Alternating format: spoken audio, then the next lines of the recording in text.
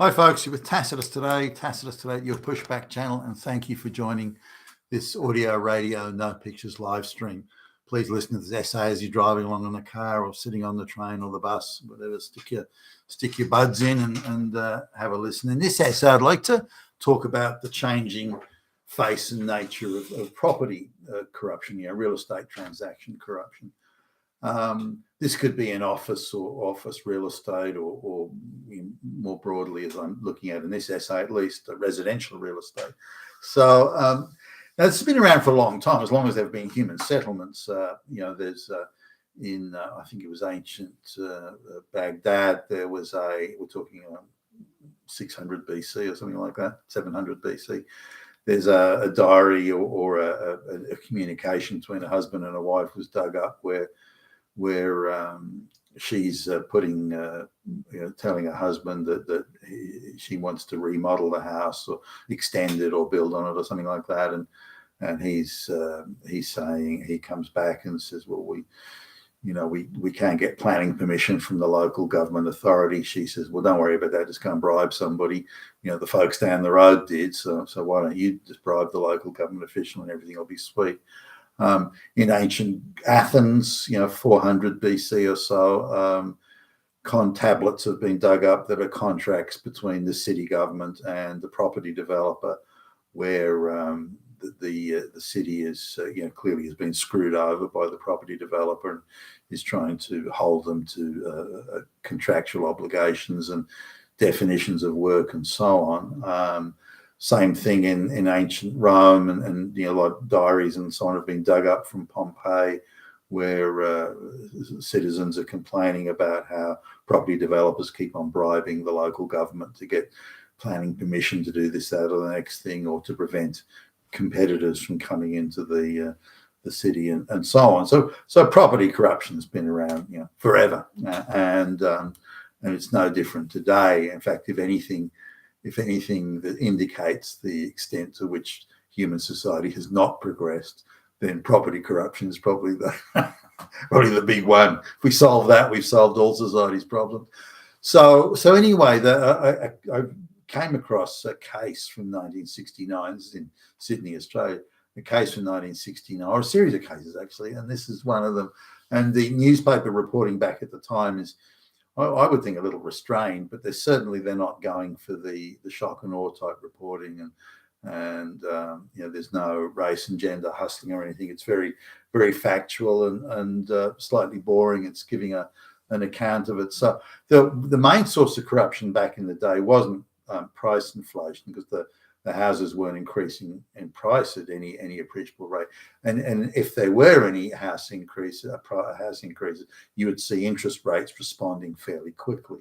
So if house prices were moving up, you would see the cost of getting a mortgage, as in the interest rates, also the transaction fees would start to tick up, meaning even if you were getting appreciation in the price, you had an extra cost in servicing that mortgage, which tended to neutralize the price increase. So property at the time, or residential property at least, was seen very much as something that people lived in. It wasn't something that was an investment that you flipped to make quick bucks, or that you could make motherlode type profits on. Quite the opposite, really, and that was reflected in house prices at the time, because someone working in a factory, an ordinary job with a wife and 2.5 children could afford to buy an ordinary house, nothing fancy, could buy an ordinary house in the burbs and own a car and all that sort of stuff, on just an average wage. Now, if the guy wanted to get ahead or something and he wanted to work overtime or work a second job, or the wife worked, well, fine, but you could do it on just an average wage, working at the local factory. Even people who worked on the checkout at a supermarket could afford a house or a property. People who are taxi drivers could afford to buy a property. This sort of thing. That's how it was there. I remember a guy. He used to work in the driveway of a service station, pumping petrol and cleaning windows and this sort of thing. And he made enough money to buy a house. Again, something very ordinary and basic, but nonetheless, that was what the price of property was at the time. But its perception was that it was a place where people lived, not something for a wealthy class of investors to get even wealthier on. But that was then. It's different now, of course. But anyway, this case in 1969. So what were the source of profits? You could still make a lot of money out of property, but you had to, it was a different, how you made money was different. So what the government used to do at the time was they would zone land you couldn't build on it, or it was zoned as factory, or it was zoned as warehousing. So you had these different categories and zones. So the bonanza profits were made when the government rezoned that property and turned it into something else. So say it was zoned forest, green as they would call it, the green belt. So say that it was zoned as forest, but they were going to rezone it as residential property. Now, as forest, or as say to straight farmland, it was, for example, it was worth $100 an acre, but as residential building property, it was $100,000 an acre. So huge difference, and this is where the big developer profits were made. So the government would then be in bed with a few property developers or a property developer and say, look, we're going to rezone that land. So you need to get in and buy it now while it's farmland. So the property developer would come in, whether through a nominee or directly, would then buy the property for $100 an acre. The government would then rezone it, and then suddenly the property developer's making monumental windfall type profits. But it was from insider trading. Now, in return, they have to kick back a generous amount to the government officials that gave them the insider trading tips and signed everything off and that sort of stuff. So they have to give away quite sizable chunks. Around 25% was considered to go in back at the time.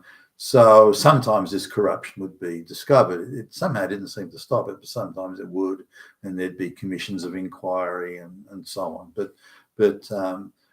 So this was where the profits weren't made in real estate price appreciation. It was made on insider trading on land rezoning.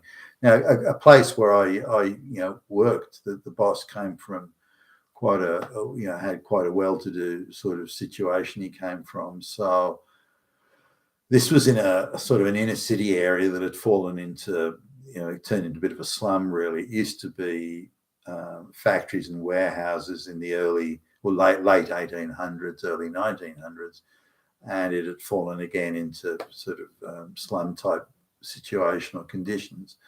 And then it was rezoned into warehousing, and then that didn't seem to fly, so they thought they'd rezone it into residential, and they could build apartments and all that sort of stuff. It was probably less than 5 kilometres from the city centre, actually, this area.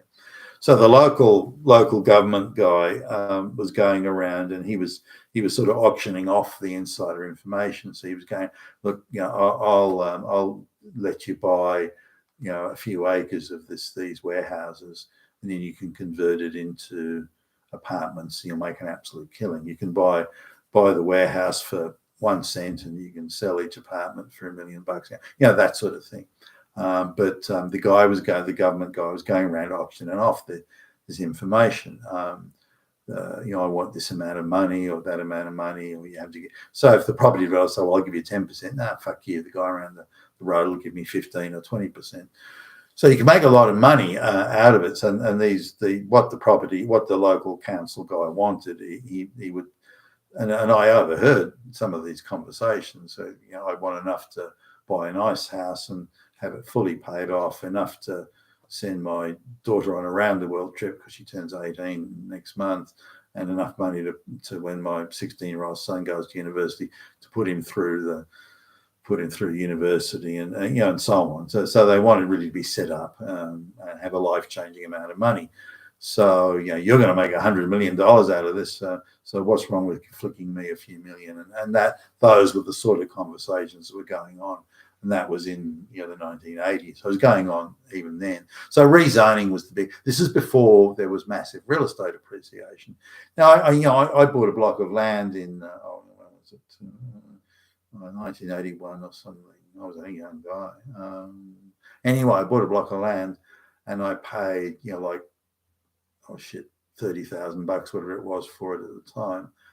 And the guy had bought it 5 years, 6 years earlier, I think, and he'd bought it for 28,000. So he, given the fees that he had to pay, the transaction fees, given the interest he'd have had to pay, assume he borrowed, interest he had to pay on a loan and so on, he would have gone backwards on that. Yeah. So, but that wasn't unusual. That was about that was how things were at the time. You didn't make big money on real estate appreciation. The money was on rezoning and insider trading around that rezoning, and this legal case about the corruption, local government officials filling their pockets full of money on this inside. That was how money was made then. Of course, it's different now, but wherever you see the money, whatever the circumstances of the profit situation with real estate, then you see the corruption adjusting around that, which of course it has today. So the idea is you buy a property and then sell it to a cashed up Chinese or Indian investor that is simply wanting to launder and clean wash their money, or Russian mafia or anything, it doesn't matter, clean wash their money, and real estate is a great way to do that. So you buy a property that's worth $1 million, and you sell it to the cashed up Chinese, corrupt party goon for $5 million, and these sorts of things. That's where the profit is now. There's also people flipping real estate when the prices were increasing at the rate of 20% a year, particularly in the prime real estate. You could hang on to property. You buy $1 million property and you sell it a couple of years later for $1.5 million. The flipping real estate also was going on as well because of the rapid appreciation. But you had the unusual situation there where interest rates are very low, even while the prices were going hysterical. Whereas typically the interest rates would have increased quickly had that overheated situation occur. I mean, if we'd all known that the government would artificially keep interest rates low and artificially pump up the prices of real estate, then we would have all invested in real estate, and none of us would have needed to work, or at least I wouldn't. But again, that's an insider trading thing. You look at all the government people that were buying up vast swathes of real estate before the mass migration thing kicked off. I looked at the mass migration thing as a starting, and I thought it won't last. The public won't put up with it. There'll be terrible screams, and the government will stop. I didn't realise that they were fully hostage, that all the Western governments were fully hostage to the globalists at the time. So, but had I known that, I would have just invested in real estate. Could have made gazillions out of that without having to lift a fucking finger. You've been with Tassus today, your Pushback channel, and thank you for listening.